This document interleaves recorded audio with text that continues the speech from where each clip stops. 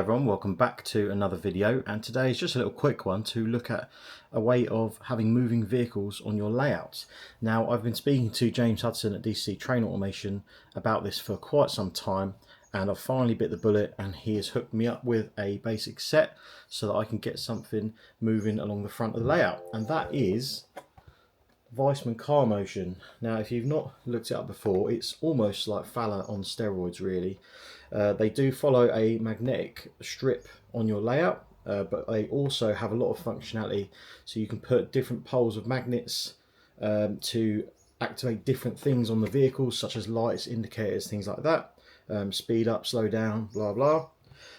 Also, the vehicles have little infrared sensors in the front and rear, and that stops them crashing into each other. So if a vehicle comes up behind another one and it senses there's another vehicle in front of it, it will slow down and kind of match the speed, and it will stop them both going into each other. Now, I just needed a layout to do this on, and I happen to currently be rebuilding my little depot layout, Croxley Hall depot. As you can see, if I spin the camera around, we now have 2 extra baseboards on the front to give us an extra 4 inches of baseboard, because you will notice that I have a road on here. However, it goes off scene until these were involved. So what I want to do is I want to continue the road on up to the little turning area at the top. Now, I believe these have a 15cm turning radius minimum, something like that. Somewhere around that with a bit of fiddling around. But I've gone for 25cm up this top end, because the car, or skip lorry in my case, will have to sort of arc its way in there and then turn. So it's got to do 2 turns rather than just a quick dumbbell and go back. So this is 25cm across. So I'm hoping that we can put the wire in there, and then it will come back on itself. It will go up this end of the layout, it will come up here, it will go off scene, and I've got another little small baseboard which will go before the fiddle yard, which will be off scene, where the car can turn around and come back on itself. So we will get the bits out of the box and I'll show you what we need. So this is what we need. This is basically a glorified starter set. James has made me something up because I wanted a different vehicle, but you can buy just a complete starter set on its own. However, I wanted a skip lorry. This remote is a separate item though.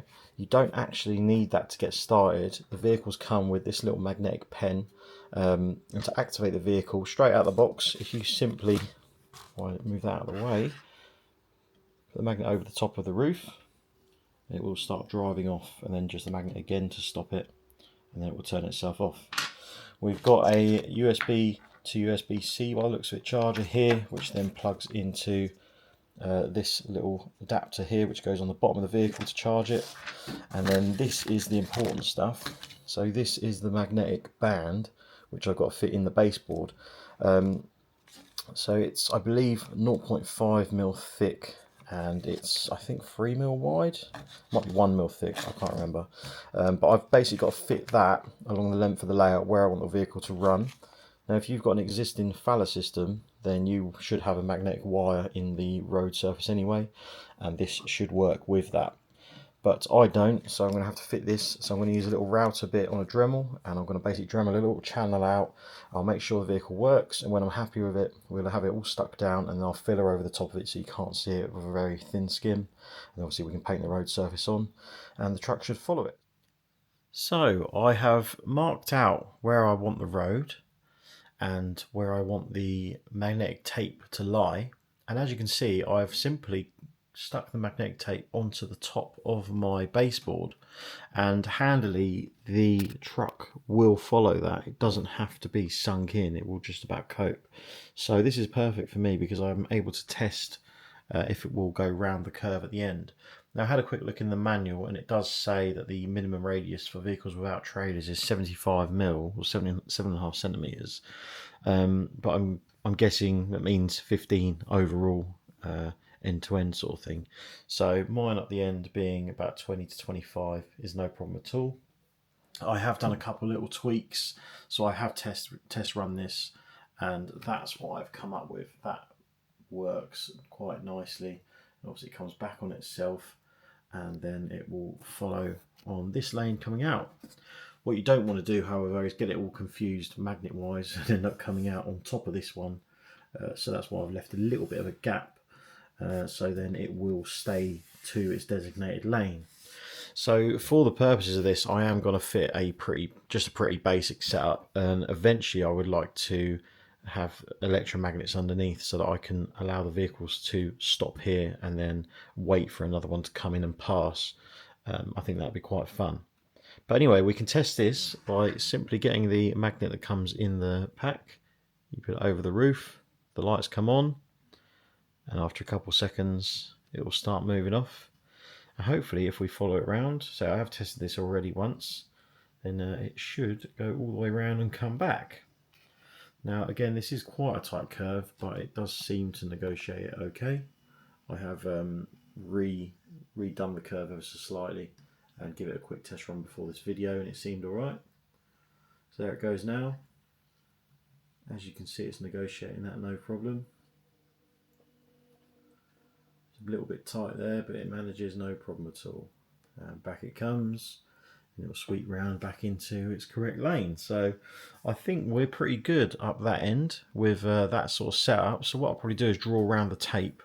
You can also see now it's going to go off the tape, and it will just keep going straight. And it just so happens, obviously, we've got that bit there, and it will find that and then put it back on course.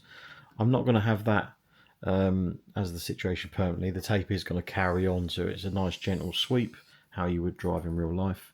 But as you saw there, a quick flash of the magnet over the roof to turn it back off again. Right then, so as you saw earlier, the Carmotion vehicles come with a little magnet on the end of like a pen sort of item. But that just basically gives you an on-off, and it does its own thing. You've got no real control over it. However, you can control it by purchasing the Carmotion remote separately, and that gives you a few options. It's much the same in that to turn the vehicle on, you use the magnet at the top of the remote over the top of the cab roof. But to turn it off, you can actually just press the off button on the remote. You do need to bear in mind this, if I remember correctly, works off infrared, so you've got to point it at the vehicle itself. So just bear that in mind. You can't be pointing it over towards a wall or something. But this does have advantages. So what you can do is you can increase and decrease the speed, and you can operate the lighting functions separately rather than relying on just basic operation or the magnets, which I'll talk about in a second. So we'll just give you a little demo.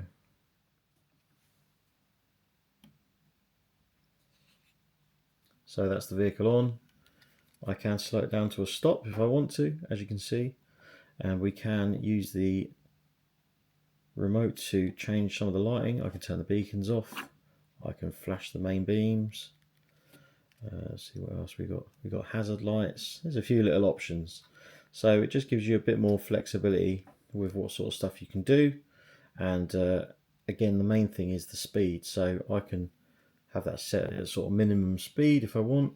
It's just going to come past us now. Let me turn the camera around. But what you can also do, of course, is you could speed it right up if you're really keen. There you go. See, we can have it charge off. Hopefully it's going to make the curve. If not, I'll have to catch it. Well, it's done it. And then as I said, you can stop it and turn it off. So it's a very handy little thing.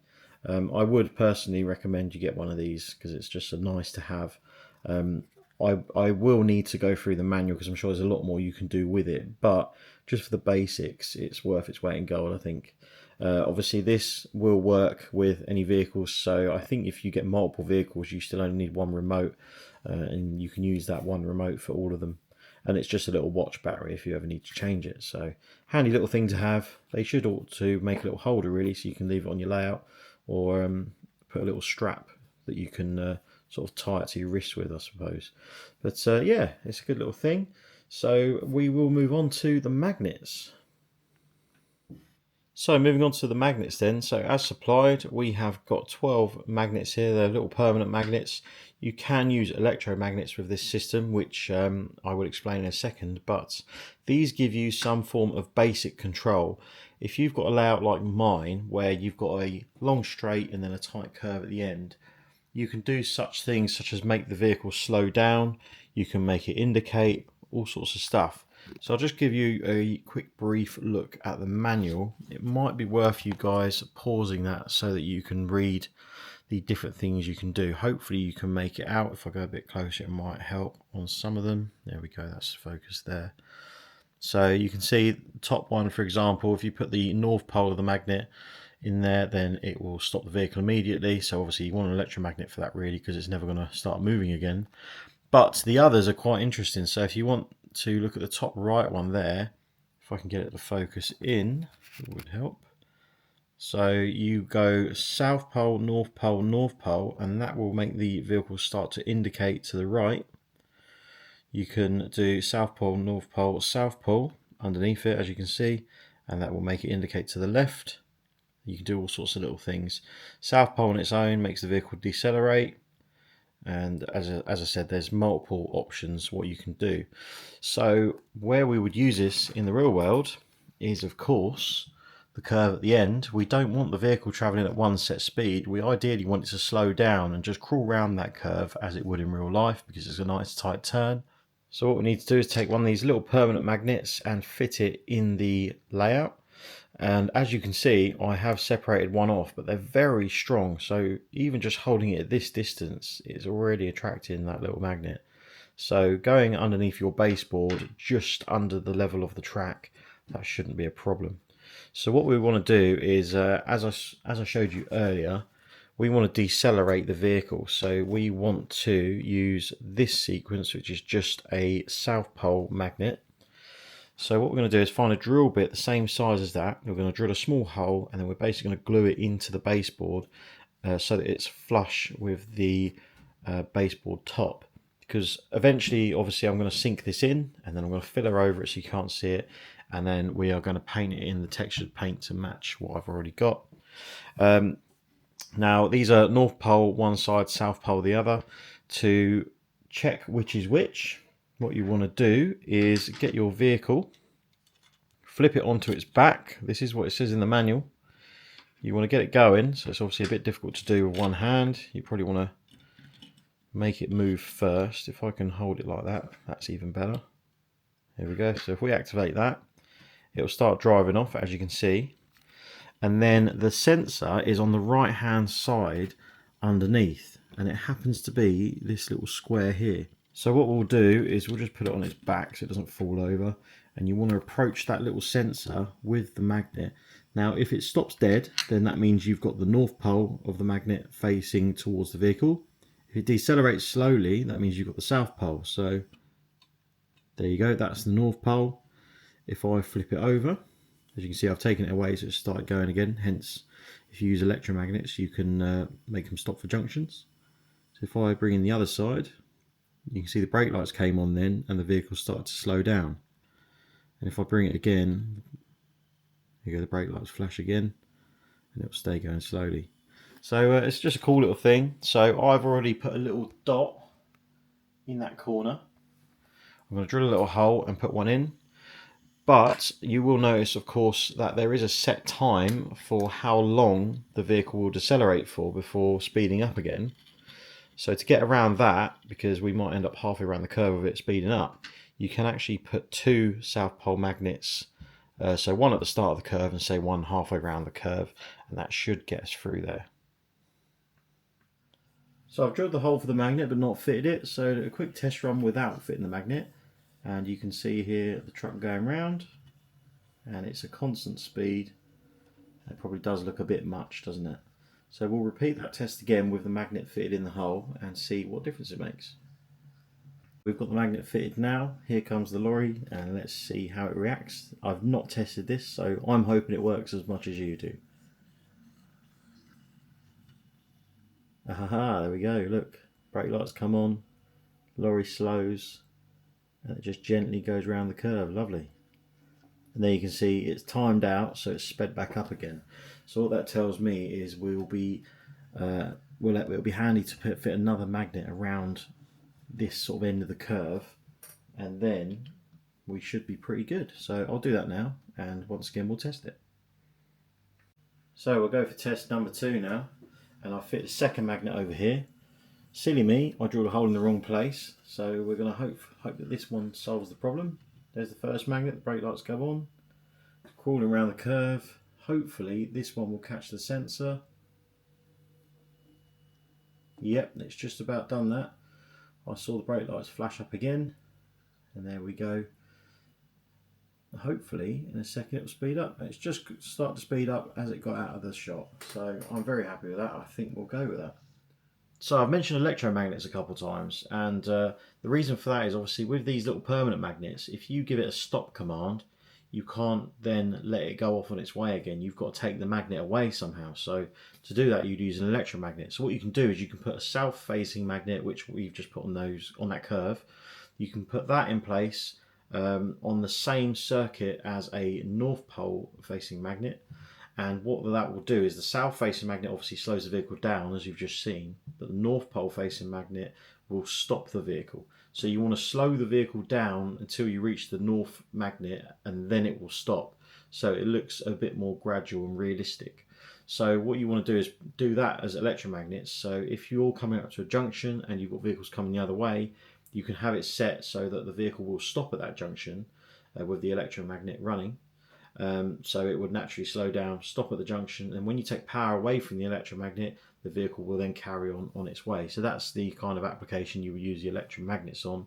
Obviously I've not got any here at the minute. I'm just doing a basic setup for the layout at the minute. I might look at that in the future. In fact, I probably will look at that in the future when this all gets a bit more complicated. But for now, I'm very happy with just a simplistic loop. So what I've got to do is I've got to fit the baseboard at the other end of the layout. I've got to, now that I know that I'm happy with the road where it's all going to drive, I've got to sink that tape into the road surface. I mean, you can, if you want, of course, put the tape down as I've done and then go over it with a very thin layer of plasticard and use that as your road. But as half of my road's already done, I've kind of committed to the level it's at, as well as the surrounding scenery, so I need to sink mine in. So I'll do that with a little route a bit.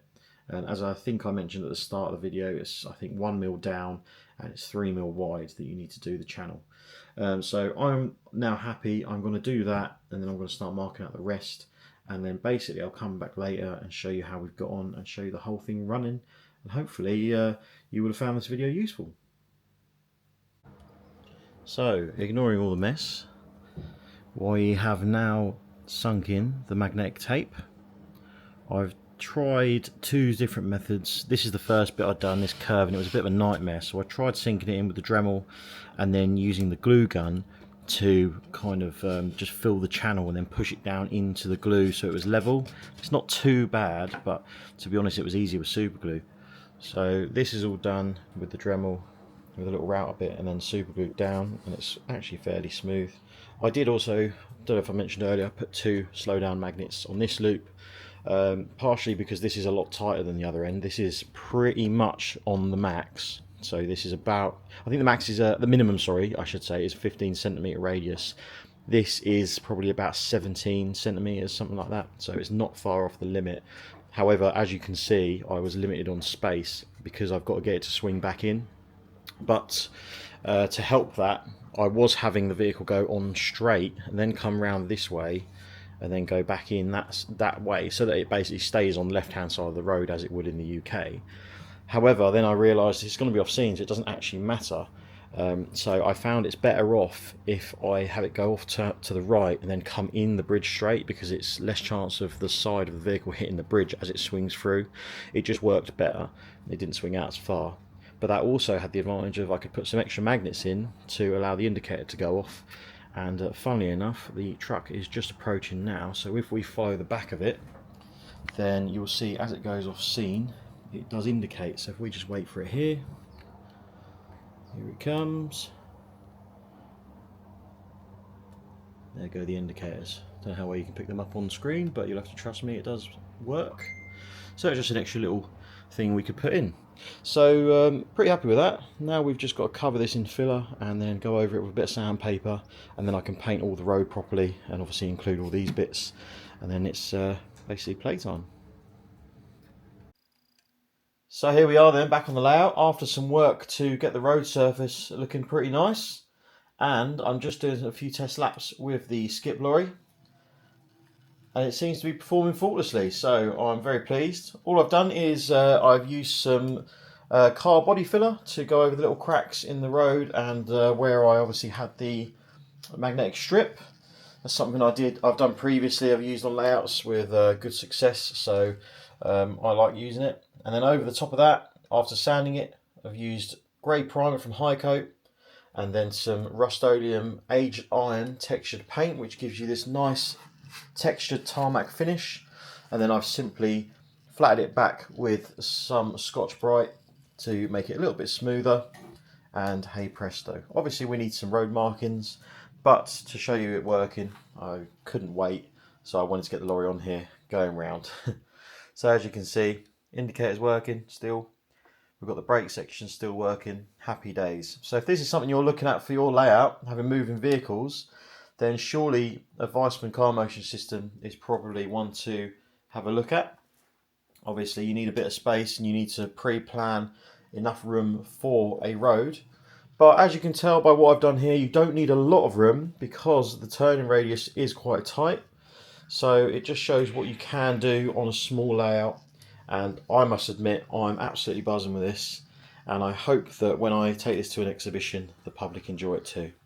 So a big thank you to James Hudson at DCC Train Automation for giving me some pointers on this and supplying the starter set. He did kindly swap out a vehicle for me because I wanted the skip lorry instead. So thank you for that, James. But as I say, you can get starter sets ready to go with the little lorries. So you just do the same process I've done and sit back and enjoy, really. But from me, thank you very much for watching. Hopefully this gives some of you an idea of what you can achieve. And I'll see you in the next video. Take care.